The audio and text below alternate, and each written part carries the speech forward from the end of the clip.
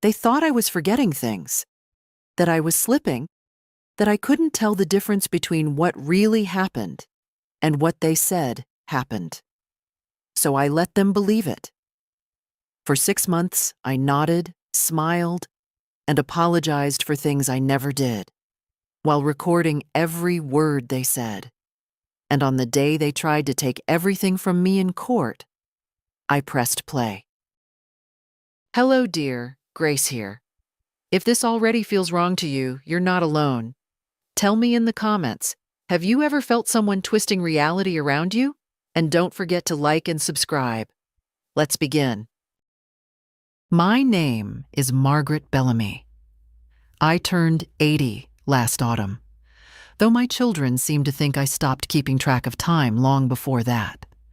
I live in a narrow brick house on Alderwick Lane, the same house my husband Walter and I bought in 1973. The paint has faded a little, and the porch creaks when the wind comes in from the north, but everything inside still sits exactly where it should. I know because I'm the one who put it there.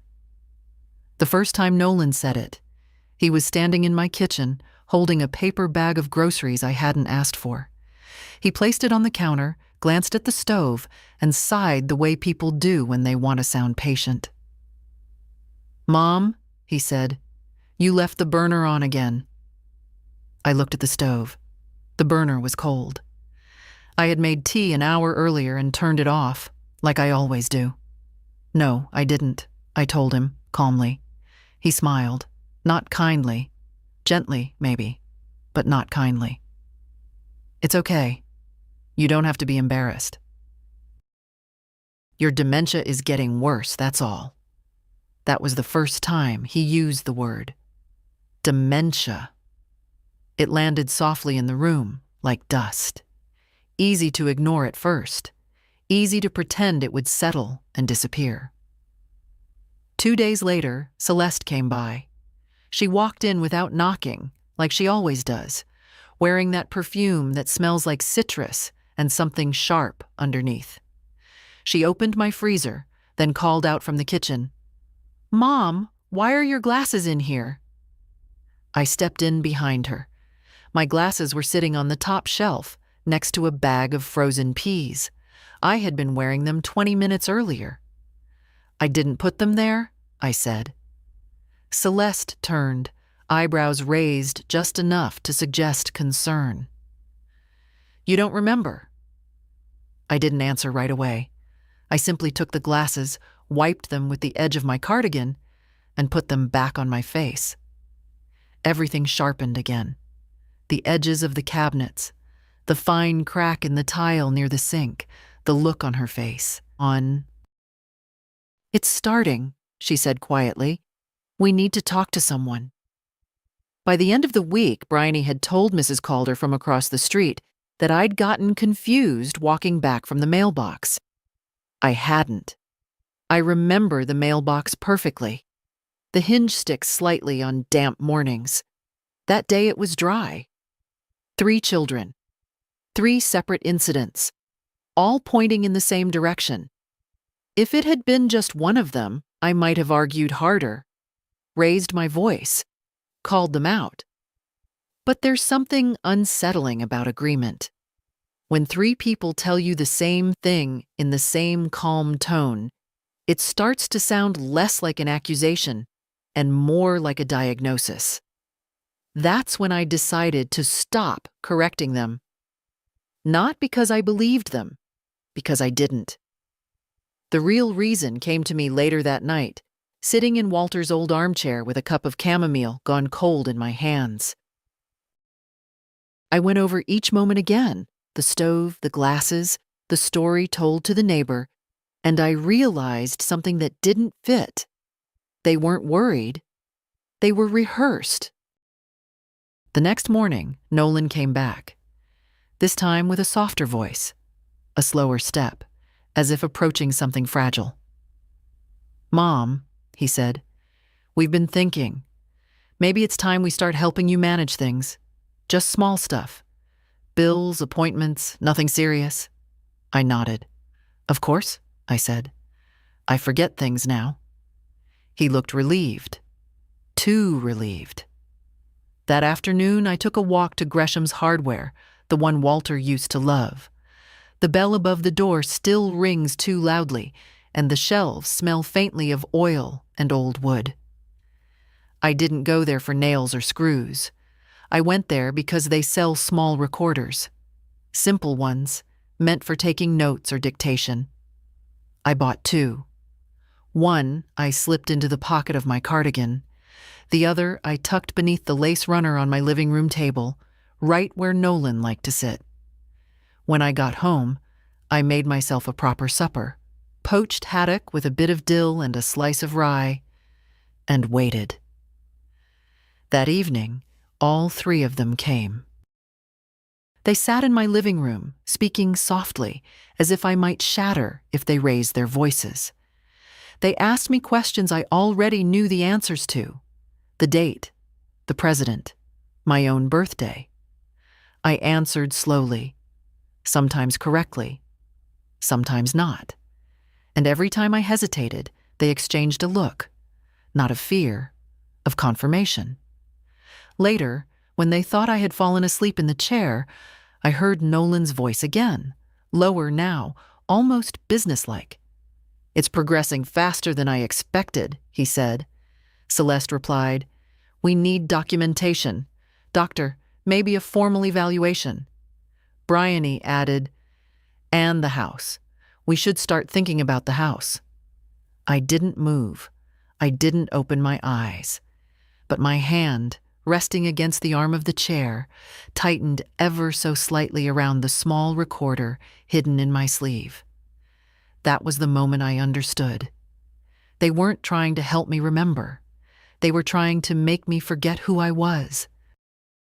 And if they wanted me to play that role, I would play it better than they ever imagined. The next morning, I made a mistake on purpose. Not a big one, nothing theatrical, just enough to be noticed. I walked into the kitchen, opened the cupboard, and stood there longer than necessary, staring at the teacups as if I couldn't remember which one I used. Nolan was already there, leaning against the counter, scrolling through his phone. He watched me in the reflection of the chrome kettle. "Looking for something?" he asked. I turned slowly, letting a small crease form between my brows. I thought I had a blue cup." "You do," he said gently. "Second shelf. It's always been there." "Right," I murmured, as if that surprised me. It wasn't. The blue cup had been on the second shelf for 23 years. I bought it at a market in Bath, along with a set of mismatched saucers Walter insisted we didn't need. I could still picture the stall, the smell of cinnamon and roasted almonds drifting through the air. But I reached up hesitantly anyway, took the cup like I wasn't entirely sure it belonged to me. Nolan smiled again. That same soft, careful smile. Later that day, Celeste arrived with a folder. She didn't announce it immediately. She placed it on the coffee table, sat beside me, and asked how I was feeling. Not how I was doing, how I was feeling. There's a difference. One is about facts. The other is about control. "I get tired," I said, folding my hands neatly in my lap. "Things slip." She nodded, as if I'd confirmed something important. Then she tapped the folder. "I spoke to a specialist," she said, "just to understand what we're dealing with." "We." I let my eyes drift to the folder, but didn't reach for it. "And what are we dealing with?" "Early cognitive decline," she said. "It's not your fault. It just happens. But we need to stay ahead of it." Stay ahead. As if this were a race. Bryony joined us a few minutes later, carrying a small tin of biscotti, store-bought, though she tried to pass them off as homemade. Almond, slightly overbaked. I took one, nodded politely, and set it aside without biting. "We've been talking," Bryony said, sitting across from me. about making things easier for you. There it was again. Easier. Celeste opened the folder. Inside were printed pages, neatly organized. Articles about memory loss, a checklist of symptoms, notes, typed, not handwritten, listing incidents. May 3rd, forgot to turn off stove. May 5th, misplaced personal belongings. May 7th, disoriented outside residence. I watched her flip through them, my expression carefully blank. "Do you remember these?" she asked. I let a pause stretch just long enough to feel real. Then I shook my head slowly. Not clearly. "That's okay," Nolan said from the doorway. He had come in without me noticing, which was impressive. I usually hear everything. "That's why we're here." I nodded again, always nodding now. That afternoon, after they left, I went to the writing desk in the hallway, the small one with the brass handle that sticks in damp weather. I opened the drawer and took out my red Maruman notebook, the one I used to keep track of household expenses years ago. I hadn't used it in a long time. The paper still smelled faintly of graphite and dust. I wrote everything down. Time, date, exact words, the way Celeste emphasized certain phrases, the way Nolan stayed just out of direct conversation until the right moment, the way Bryony filled the silence with concern that felt rehearsed. Then I added something new. A column on the right side of the page. Reality. Under it I wrote, stove, off. Glasses. Living room table, moved. Mailbox, normal. No confusion, no disorientation, no mistakes. Not mine, anyway. That evening, I checked the recorder hidden beneath the lace runner. I played it back slowly, sitting in Walter's chair, the one with the worn armrest shaped perfectly to his old habit of tapping his fingers. The audio crackled faintly at first, then cleared. Voices. Nolan's, low and controlled. Celeste's, sharper than she lets it sound when she speaks to me. Bryony's, softer, but with a certain edge when she thinks no one is listening. "We just need enough examples," Celeste was saying. "Doctor won't sign off without documentation," Nolan replied. "She barely argues anymore," Bryony added. "It's working." I paused the recording, sat very still, then I rewound it and listened again, not because I needed to, because I wanted to hear how confident they sounded. That night, I made another decision. If they wanted examples, I would give them better ones, but not the kind they expected. The next morning, I moved my own keys. Not far. Just from the porcelain dish by the door to the drawer beneath the telephone. Then I waited. It took less than 2 hours. Nolan called first. "Mom, have you seen your keys?" I glanced at the empty dish, then at the drawer where they now sat. "No," I said. "I thought they were here." A pause. Then gently, "This is what I'm talking about." I almost smiled. Instead, I sighed. "I suppose it is," I said. By the afternoon, Celeste had arrived again. This time she found the keys, in the wrong place, exactly where I had left them. "Oh, Mom," she said, holding them up like evidence. I looked at them, then at her. And for just a second, I let my gaze linger a fraction too long. Enough to see it. Not concern, not worry. Satisfaction. That was the moment everything settled into place. This wasn't confusion. This wasn't care. This was construction.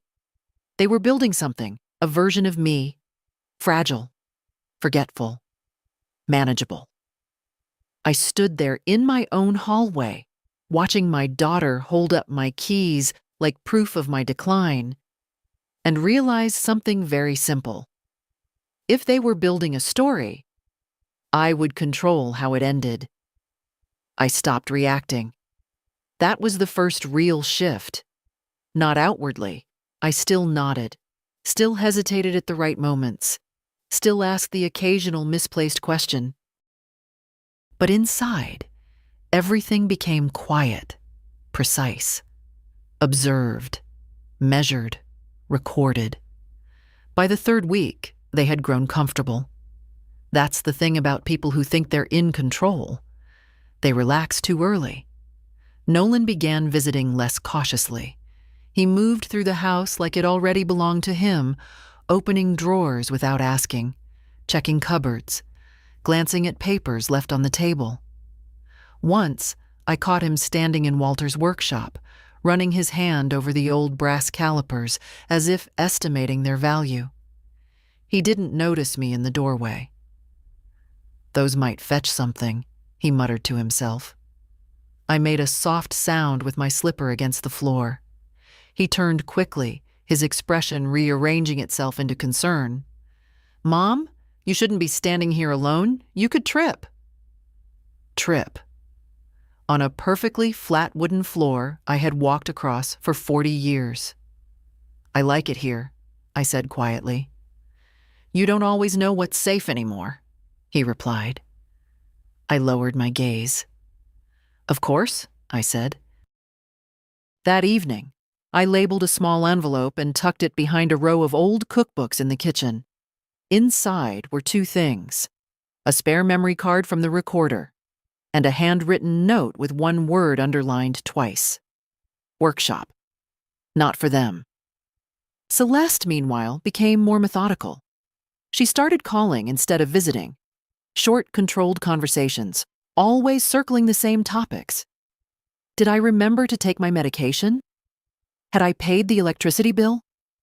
Did I feel clear today? I let my answers drift. Sometimes I said yes. Sometimes I hesitated. Once I told her I couldn't quite recall whether I had already eaten lunch. There was a pause on the line, then a quiet, satisfied exhale. "Okay," she said. "That's okay. We'll handle meals soon." We. Everything was always moving toward we. Bryony played a different role. She came in with warmth, sat close, touched my arm when she spoke. Brought pastries from that overpriced patisserie on Linden Street, the ones dusted with powdered sugar so fine it looks like snowfall. She watched me eat, not in a cruel way, in a careful way, as if measuring. "You forgot sugar again," she said once, pointing to my untouched cup of tea. I looked at it, then back at her. "I like it this way," I said. She blinked, then smiled too quickly. "Right. Of course." That night, I listened to another recording. Their voices were clearer now, louder, less guarded. "We should move faster," Celeste was saying, "before she has one of those good days in front of the doctor." "She won't," Nolan replied. "She's slipping. You've seen it." Bryony hesitated. "She's different sometimes." A pause. Then Nolan again, firmer this time. "That's how it works. It fluctuates. That's exactly what we need to show." I leaned back in Walter's chair, the recorder warm in my hand. Fluctuates. They were already explaining away the parts of me they couldn't control. Good. That made things easier. The next morning, I introduced something new, a mistake they hadn't planted. I called Nolan by Walter's name, just once. We were sitting at the table, the smell of toasted rye and apricot preserve still hanging in the air. He was talking about insurance forms, something about temporary authority, when I looked at him and said softly, "Walter, could you pass me the butter?" Silence. Sharp. Immediate. Then Nolan froze. For a fraction of a second, his face went blank, and then there it was. Not concern, not sadness. Relief. Real, unmistakable relief. "It's okay, Mom," he said gently. "I know you didn't mean that." I lowered my eyes. "Yes?" "I get confused," I murmured. Inside, I felt something settle into place.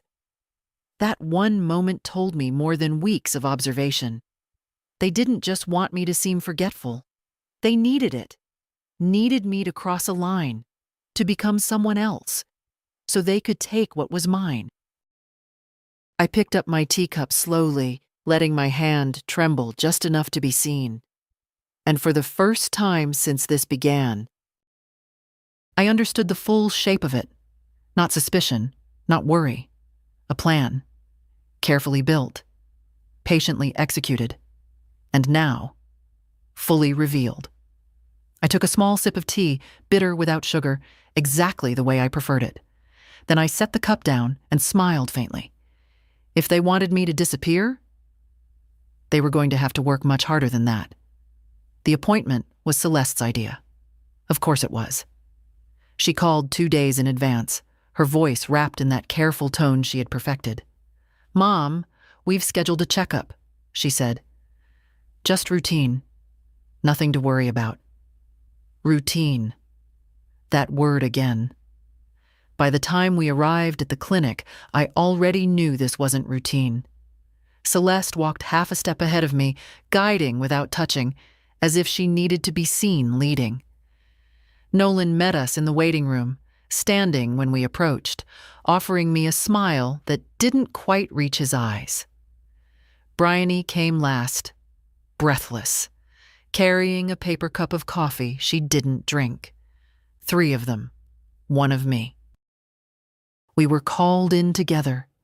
Dr. Harlan Price was younger than I expected. Neat beard, calm posture, the kind of man who listens more than he speaks.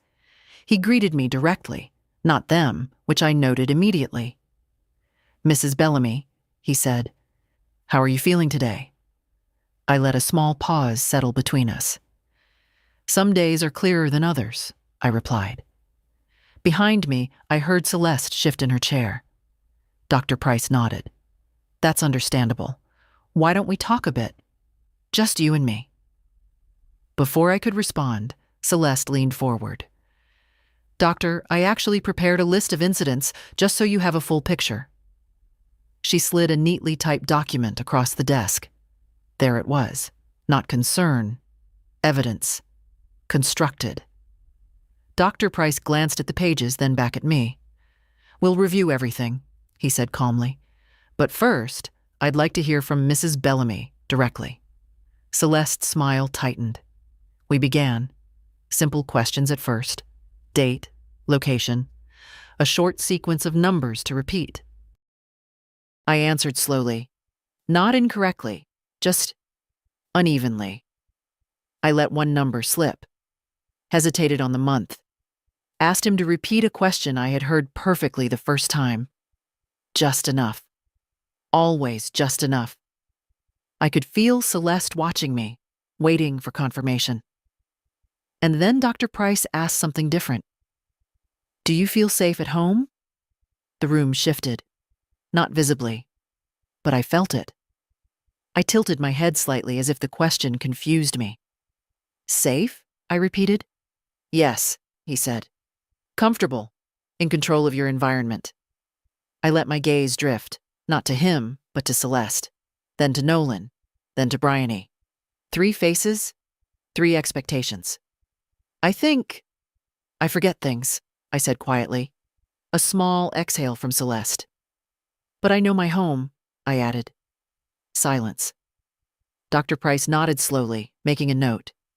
The rest of the appointment passed quickly. More questions. More answers shaped carefully between truth and performance. When it ended, Celeste stood immediately.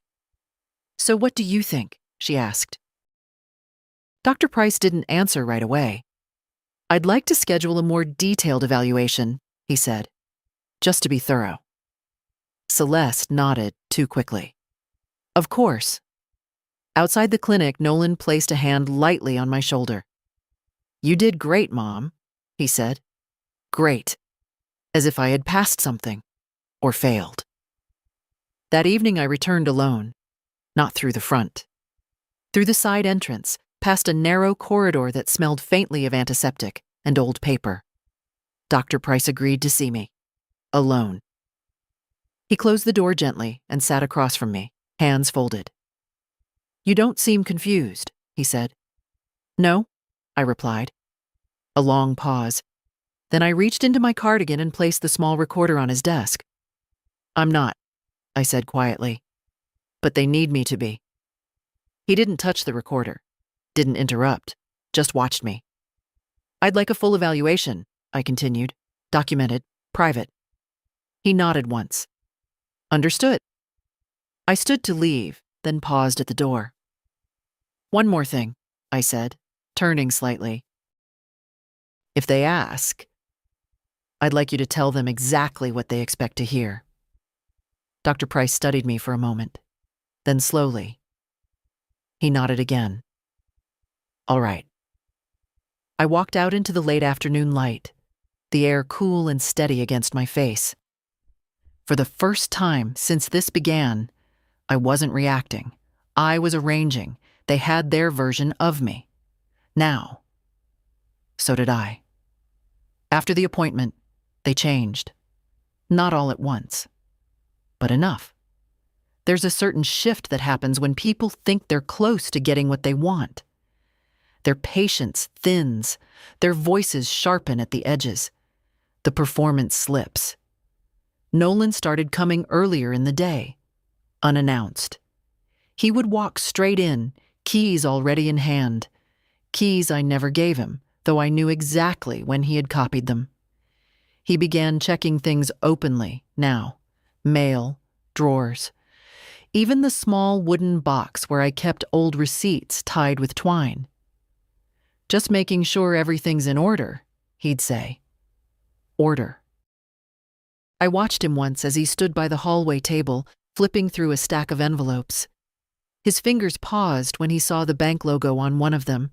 He turned it slightly, as if trying to read the amount through the paper.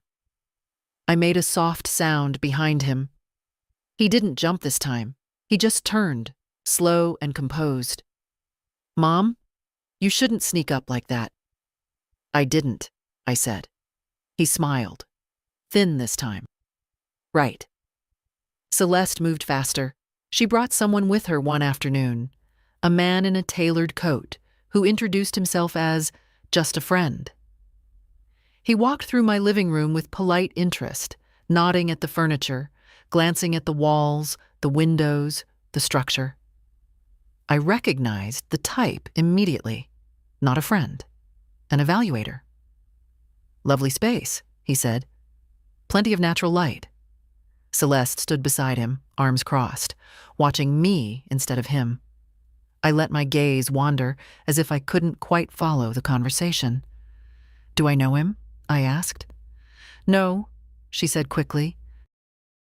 "Just someone helping us think ahead." Think ahead. Always ahead. After they left, I checked the recorder beneath the lace runner. Their voices came through clearer than ever. "The market's good right now," the man said. "If you move quickly—" "We will," Celeste interrupted. "We just need the paperwork finalized." "Power of attorney first," Nolan added. "Then the rest is simple?" Simple.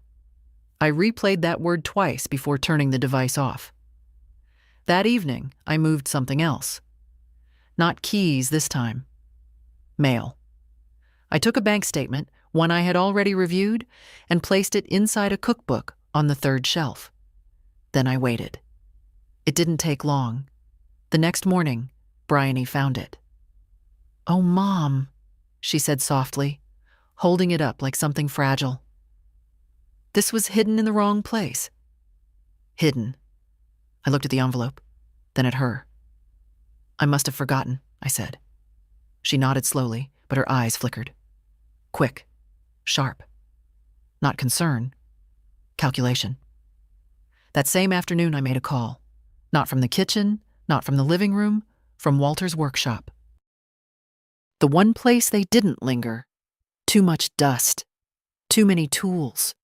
Too many memories they didn't care to understand. The rotary phone still worked. Heavy receiver. Solid click when you dial. I called Beatrice Vale. She answered on the third ring. Margaret, she said. It's been a while. It has, I replied. I need your help. I told her enough. Not everything. Not yet. Silence stretched on the line for a moment. Then she spoke, slower now. You're certain? Yes. And you have proof? I'm collecting it. Another pause. Then quietly. Good. Don't confront them. Not yet. Let them keep talking. I intend to, I said. Before I hung up, I added one more thing. If anything happens, I said, there are copies. That wasn't entirely true. Not yet. But it would be. That night, all three of them came again. Closer this time. More direct. Nolan sat across from me, hands folded. Celeste stood by the window. Bryony took the chair beside mine, close enough that I could feel the warmth of her sleeve. Mom, Nolan began, we need to start formalizing things. Formalizing. The word hung in the air like something already decided. I looked at him, then let my gaze drift, unfocused. What things? I asked. He leaned forward slightly. Just paperwork. Temporary. So we can help you manage everything. Manage everything. I nodded slowly. As long as it's simple, I said. Celeste smiled. Relief again. But this time, thinner. They were getting closer, and they knew it. I folded my hands in my lap, keeping my movements slow, deliberate. Inside, everything was already set. They thought they were building control, but they were only building evidence, and soon they would start saying the things I had been waiting to hear. They didn't rush it. That was the unsettling part. If they had pushed too hard, too fast, it might have broken something. But instead, they tightened the circle slowly, like a well-practiced hand adjusting a dial. 3 days after that conversation, Nolan returned alone. He brought a folder, different from Celeste's, thicker. He set it on the table but didn't open it right away. Instead, he made coffee. Badly, I might add. Too much water, not enough grounds. Walter would have called it dishwater with ambition. Mom, he said finally, sitting across from me, I've been thinking about what's best for you. I folded my hands and looked at the folder, not at him. You always do. He smiled faintly. This isn't about control, it's about protection. Protection, a softer word for the same thing. He opened the folder and slid a document toward me. Dense, legal, full of small print designed to look harmless to anyone who didn't read carefully. I recognized the structure immediately. Durable power of attorney. Temporary, on paper. Total, in practice. I don't understand all of this, I said quietly, letting my voice thin just slightly. That's okay, he replied quickly. You don't need to. That's the point. We handle things for you. We, again. I let my fingers rest on the edge of the paper but didn't pick it up. Have I already agreed to this? There it was. The test. He didn't hesitate. Yes, he said. Last week. You just don't remember. I lowered my eyes. A pause. Long enough to feel real. Oh, I whispered. Then I suppose I should sign. Relief. Instant. Visible. It passed through his face like a shadow lifting. Just here, he said, tapping the bottom of the page. I reached for the pen. Slowly. Carefully. And then I stopped. Would you like some tea? I asked. The interruption landed awkwardly in the room. He blinked. Tea? Yes, I said, standing. I always think better with tea. Another pause, then a nod. Sure. I turned toward the kitchen, feeling his eyes on my back. The recorder in my pocket was already running. In the kitchen, I took my time. Water, kettle. The quiet hum building as it heated. I reached for the tin of loose-leaf Darjeeling, Walter's favorite, and deliberately fumbled the lid, letting it clatter softly against the counter. A small mistake. Believable. When I returned, tray in hand, Nolan had moved. Not far, but enough. He was no longer sitting. He was standing near the window, phone in hand, speaking in a low voice. "She's ready," he was saying. "No, she doesn't remember anything about it." A pause. Then sharper. "I told you, once it's signed, we're done." Silence. Then again, quieter. "Yes, before the doctor changes anything." I stepped into the room just as he ended the call. He turned, smile already back in place. "Everything okay?" I asked. "Work," he said easily. "Of course." I set the tray down, poured the tea, and placed a cup in front of him. His hand brushed the document again, almost unconsciously. Waiting. I sat, picked up the pen, let it hover over the paper. Then, my hand trembled. Not much, just enough. "Oh dear," I murmured. "I'm not sure I can read this properly." "That's okay," he said quickly. "You don't need to read it. Just sign." Just sign. There it was, clear, clean. Recorded. I placed the pen down. "I think I should wait," I said softly, "until Celeste is here. She understands these things better." The shift was immediate, subtle, but sharp. Nolan's jaw tightened just slightly before he forced it back into place. "She already agreed," he said. "I'd feel better if she explained it again," I replied. A longer pause this time. Then, "Fine," he said. "We'll do it together." He gathered the papers, slower now, careful. But something had changed. The certainty wasn't gone, but it had cracked. After he left, I didn't move right away. I sat there, hands resting on the table, listening to the silence settle back into the house. Then I reached into my pocket, took out the recorder, and pressed stop. I didn't need to replay it. Not yet. I already knew what was on it. A lie. A push. A moment too far. Exactly what I needed. I stood, walked to the bookshelf, and slipped the recorder behind a row of old cookbooks, right beside the envelope I had hidden days before. 2 pieces now. Soon, more. They were getting impatient. That was good. Impatience leads to mistakes. And I was very good at waiting. They came together this time. No more separate visits. No more soft approaches.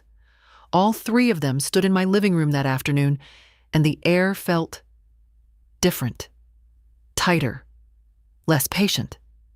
Celeste carried the folder. Nolan carried the pen. Bryony carried that same polite expression, though it didn't quite settle properly on her face anymore. "Mom," Celeste said, not sitting this time, "we need to finalize this." Need, not suggest, not discuss. Need. I was already in my chair, a thin wool shawl draped over my shoulders, the faint scent of bergamot from my tea still hanging in the room. I looked at them one by one, letting my eyes move slower than usual. "Finalize what?" I asked. Nolan stepped forward. "The paperwork. We talked about this." I let a pause stretch. "Did we?" I said quietly. A flicker of irritation crossed Celeste's face. "Yes," she said, more than once." Bryony moved closer, lowering herself onto the chair beside mine. Her hand brushed my sleeve lightly. "It's just to help you, Mom. Nothing changes for you. We just take care of things. Take care." Always wrapped in something gentle. I nodded faintly, as if trying to follow. "All right," I murmured. Celeste opened the folder and laid the document in front of me again. Same paper, same place for the signature. Only this time, there was no hesitation in the room. No softness, just expectation. I picked up the pen, held it, let my hand hover, and then, "I don't remember agreeing to this," I said. Silence. Sharp this time. Nolan exhaled slowly. "Mom, we've been through this. I know, I said. That's what worries me. Bryony squeezed my arm gently. It's okay. That's part of it. You forget things. I turned my head slightly toward her. Do I? I asked. For a second, just a second, she didn't answer. Celeste stepped in immediately. Yes. That's why we're doing this. I looked back at the paper, at the neat lines, the small text. Then I leaned forward just a little. What happens if I don't sign? There it was. The wrong question. The one they weren't expecting. Nolan's expression shifted. Not fully, but enough. Mom, don't make this difficult. Difficult, not unsafe, not unwise, difficult. Celeste crossed her arms. This isn't optional. We're trying to protect you. From what? I asked. That did it. The calm cracked. From yourself, she snapped, just a little too fast. The room went still. Bryony looked at her. Nolan looked away for half a second. And I lowered my gaze again. I see, I whispered. Then I picked up the pen once more. Slowly, deliberately. I brought it closer to the page. And then my hand shook. Stronger this time, not subtle. The pen slipped slightly between my fingers. Oh, I'm sorry, I said, breath unsteady. I don't feel quite right. Bryony leaned in immediately. Maybe we should help her. No, Nolan cut in, sharper than before. She can do it. There it was. Not care. Pressure. I placed the pen down. I think I need a moment, I said quietly. Celeste sighed, turning away. We don't have time for this. Time. Always running out suddenly. Nolan stepped closer, lowering his voice. Mom, listen to me. Once this is signed, everything gets easier. No more confusion, no more stress. We handle everything. Everything. I looked up at him, and for just a fraction of a second, I let my eyes clear. Not fully, just enough. Enough for him to see something different. He paused, just a beat. Then it was gone. I blinked slowly, letting the fog return. I'll sign, I whispered. Relief again, immediate, predictable. I reached for the pen and knocked the teacup instead. It tipped, spilled. Amber liquid spreading across the table, soaking into the paper, warping the edges, bleeding through the signature line. Oh dear, I murmured, pulling my hands back. Celeste swore under her breath.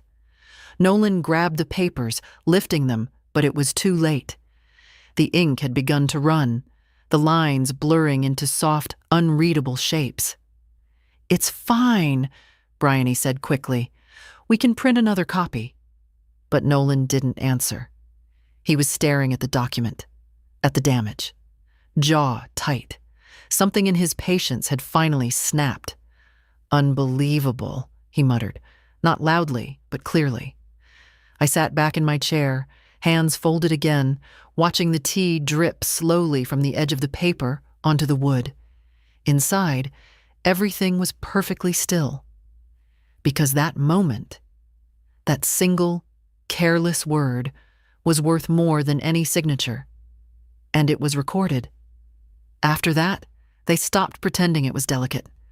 The next few days felt colder. Nolan didn't linger anymore.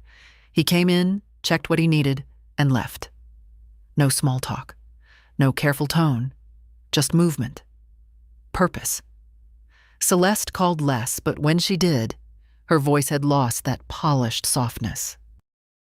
It was tighter now, sharper around the edges. Have you thought about the documents? She asked one evening.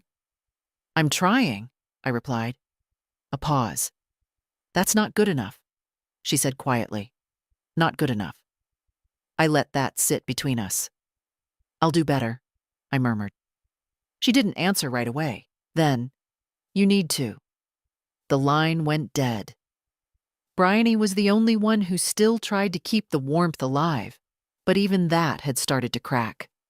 She came by with pastries again, this time something more elaborate, thin layers of pistachio and cream, too sweet for my taste.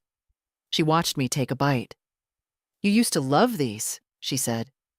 I chewed slowly. "They're familiar," I answered. Not true, but useful.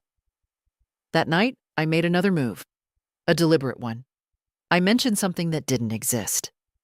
We were sitting in the living room, Nolan pacing slowly near the window, Celeste flipping through her phone, Bryony beside me again. "I found something strange this morning," I said suddenly. 3 heads turned. "What?" Nolan asked. I tilted my head as if searching for the memory. "A small box, in the attic. I don't remember putting it there. Silver coins, I think." Silence. Not long, just enough. Celeste spoke first. "Coins?" "Yes," I said. "Old ones. Walter used to collect things like that." A lie. Walter never cared for coins. But I watched them carefully. Celeste's fingers stilled on her phone. Nolan stopped pacing. Bryony blinked. "I might be mistaken," I added softly.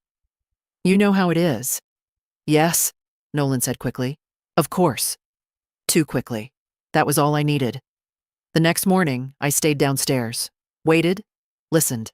At around 10, I heard it, the attic hatch. A faint creak, then footsteps. Careful, measured. Not mine. I didn't move, didn't go up. Just sat in my chair, hands folded, the recorder resting quietly in my pocket. 10 minutes. 15. Then the steps came down again. Nolan appeared in the doorway. He tried to look casual. Failed. "Mom," he said, "have you been in the attic recently?" I looked up at him slowly. "The attic?" I repeated. He nodded. I let a pause stretch, then shook my head. "I don't think so." Another pause. Longer. He studied me for a moment, then, "All right." He turned and left. That evening, I checked the recording. Clear, clean. Every step, every movement. And one more thing. His voice. Low, frustrated. "Nothing's here," he had muttered to himself. Not confusion, not concern, expectation. Broken. I smiled faintly as I turned the device off. The next day, I tried something else. At breakfast, I looked at Bryony and said, "Did I ever tell you about the bond certificate Walter kept in the tea tin? The one from Darjeeling?" Her reaction was faster this time. Too fast? "No," she said. "I don't think so." I nodded slowly. Strange, I thought I had. That afternoon, the tea tin was gone, replaced neatly with another. Same brand, different lid. I didn't mention it, didn't react. Just made tea as usual, letting the leaves steep a little longer than necessary, because now it was clear. Every word I said, they were chasing. Every hint, they were testing. Every lie, they were believing, and that meant one thing. They were no longer just building a case. They were hunting. For money. For control. For anything they thought I had forgotten. I set my cup down and looked around my kitchen. The same walls, the same shelves, the same quiet order I had kept for decades. Nothing had changed. Except them. And me. Because now, I wasn't just recording what they did. I was leading them. Exactly where I wanted them to go. The letter arrived on a Tuesday morning. Plain envelope. Official stamp. My name printed in full. Margaret Eleanor Bellamy. No shortening, no softness. I knew what it was before I opened it. Still, I took my time, sat at the kitchen table, smoothed the edge of the paper, adjusted my glasses. Let the silence settle around me like it always did, before something important. Then I unfolded it. Petition for guardianship. Filed by Nolan Bellamy, Celeste Rourke, and Bryony Hale. The words were clean, clinical, detached. Subject demonstrates progressive cognitive decline. Unable to manage financial responsibilities? Potential risk to personal safety? I read every line. Carefully, slowly, twice. Then I folded it back along the original crease and placed it on the table. No reaction. No anger. Not yet. Because this was what they had been building toward all along. Everything else had just been preparation. By noon, Nolan called. "Mom," he said, voice tight. "Did you receive something in the mail?" I glanced at the envelope. "Yes," I said. A pause. "We need to talk about that." "All right," I replied. "When?" "Today," he said. "All of us." Of course. They arrived together again. No pastries this time. No soft tones. Just purpose. Celeste stood by the table, eyes already on the letter. Bryony hovered near the doorway. Nolan walked straight to me. "It's just a formality," he said. Formality. I looked at him. "Is it?" I asked. He nodded quickly. "Yes. Just something we need in place to help you. Nothing changes." Everything changes, but I didn't say that. I let my shoulders relax slightly. "I see." Celeste stepped forward. "The court just needs to confirm what we already know. Know, not think, not suspect. Know." I picked up the letter again, holding it like I was trying to understand it. "And what is it you know?" I asked. Silence. Brief. Then Bryony spoke, softer than the others. "That you need help, Mom." I nodded slowly. "I forget things," I said. Relief again.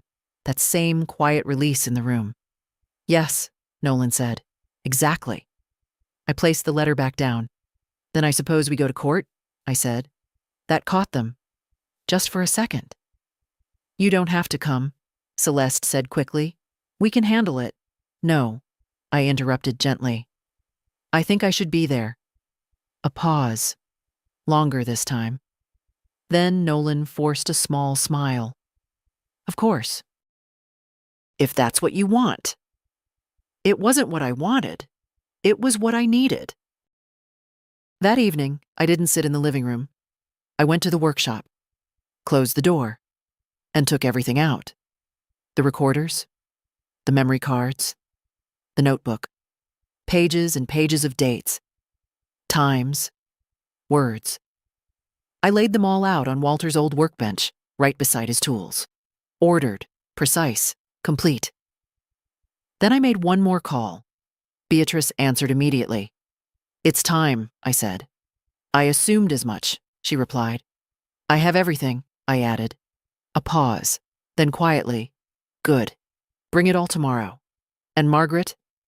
"Yes?" "Don't underestimate them. They'll be confident." I looked down at the recorder in my hand. "I know," I said. "That's why they're going to lose." When I hung up, I didn't move right away. Just stood there in the quiet, the faint smell of oil and old wood in the air. Walter's space, untouched, unchanged, unlike everything else. Upstairs, I heard the front door open. Voices, low, controlled. They had come back, probably to check on me. I didn't go up.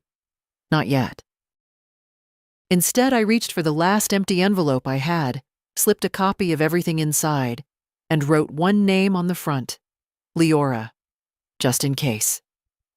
Then I placed it deep inside the bottom drawer of the workbench, behind tools no one else ever touched.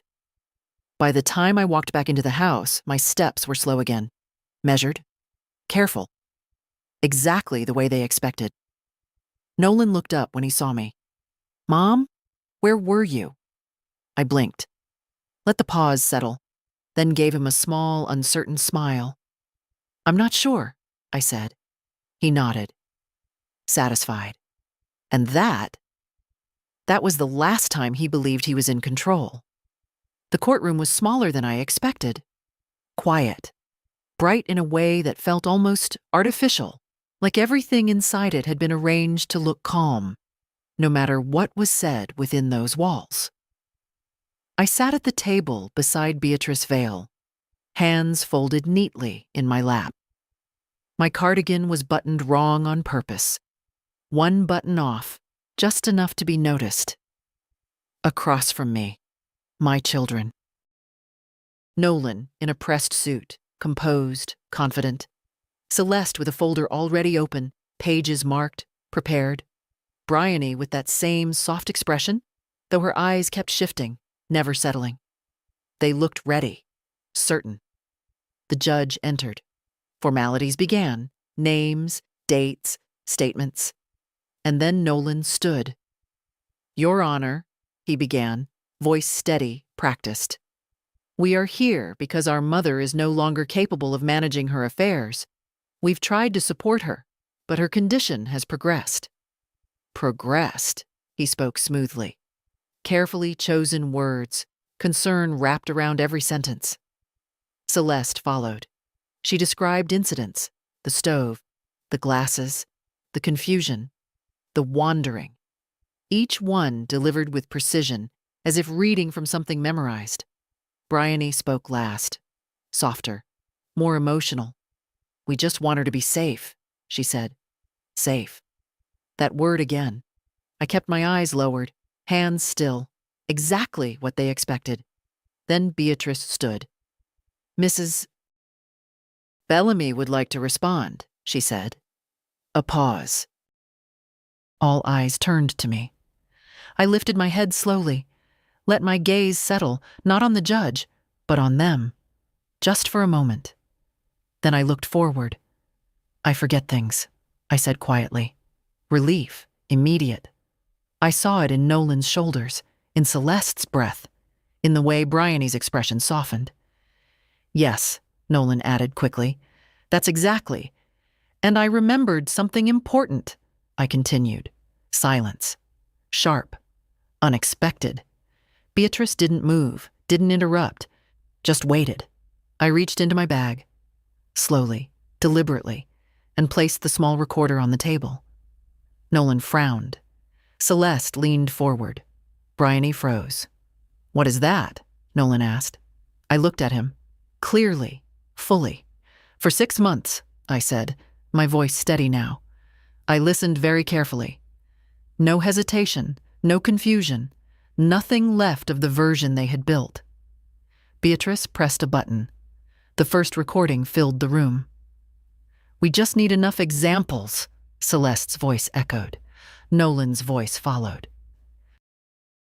"Doctor won't sign off without documentation." Bryony. "She barely argues anymore. It's working." Silence in the courtroom. Heavy. Then the second recording. Nolan again. Clearer this time. "Once it's signed, we're done." Celeste. "Before the doctor changes anything."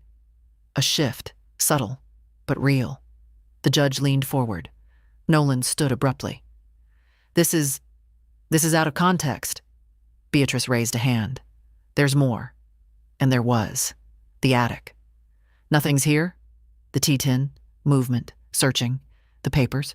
"Just sign." Every piece, every moment, laid out, one after another, no gaps, no confusion, no room left to twist. Bryony covered her mouth, Celeste's face drained of color.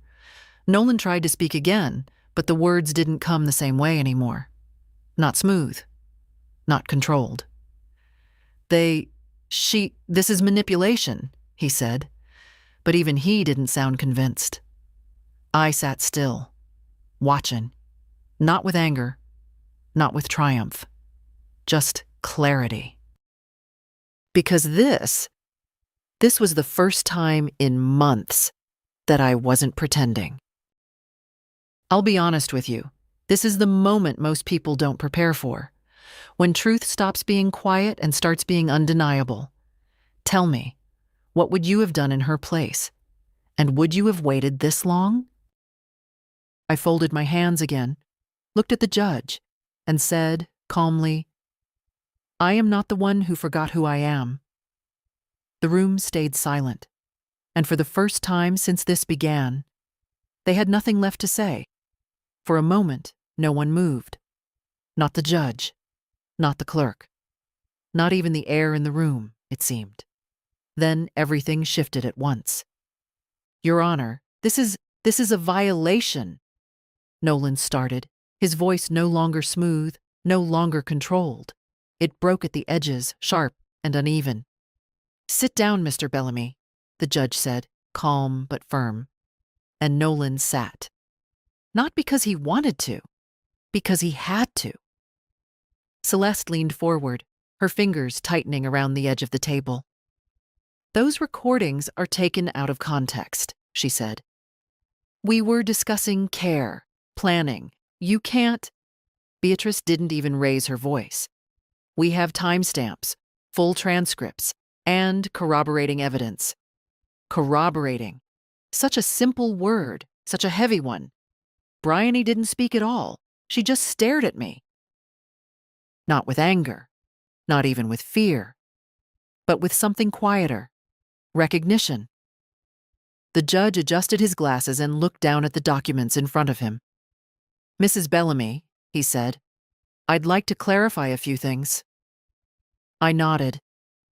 "Have you undergone a formal cognitive evaluation recently?"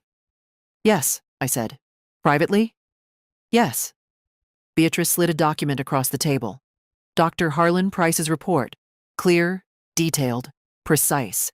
No signs of cognitive impairment, no evidence of dementia." The judge read it carefully, then looked up. "At this time," he said slowly, "I see no medical basis for the claims presented in this petition." Celeste's breath caught. Nolan leaned forward again. "That report doesn't reflect her day-to-day condition." "Mr. Bellamy," the judge interrupted, sharper now, "you have already presented your position." Silence. Heavy again. The judge turned a page, then another. The recordings, the transcripts, each one tightening the frame around them. "Mrs. Bellamy," he continued, "did you deliberately present yourself as impaired?" I met his gaze. "Yes." A ripple through the room. "Why?" he asked. I didn't hesitate. "Because it was the only way to hear the truth," I said. No drama, no raised voice, just fact. The judge leaned back slightly, studying me. Then he looked across the room, at Nolan, at Celeste, at Bryony, one by one, slowly. "As it stands," he said, "this court finds insufficient grounds to grant guardianship." A pause. Then, "The petition is denied." It landed clean. Final. No room left to adjust it. Celeste closed her eyes for a second, then looked down at the table, her hands trembling just slightly. Nolan didn't move, didn't speak, but something in his posture collapsed, not outwardly, but inside. Bryony finally looked away from me. The judge wasn't finished. "Furthermore," he added, "the materials presented raise serious concerns regarding intent and conduct. I will be referring this matter for further review." That one hit harder. You could feel it. Nolan swallowed. Celeste's face went completely still. Bryony's shoulders dropped, and I simply sat there, because there was nothing left to push, nothing left to prove. Beatrice placed a hand lightly on the table near mine, not touching. Just there. "We're done," she said quietly. I nodded. Slowly stood. No rush, no weakness, just movement. As I turned, I caught one last glance of them. 3 people who had come in certain, prepared, confident, now sitting in silence, surrounded by the very thing they thought they controlled. The story, only it wasn't theirs anymore. It never had been. I walked toward the exit, the sound of my steps steady against the polished floor. And for the first time in months, I didn't have to pretend at all.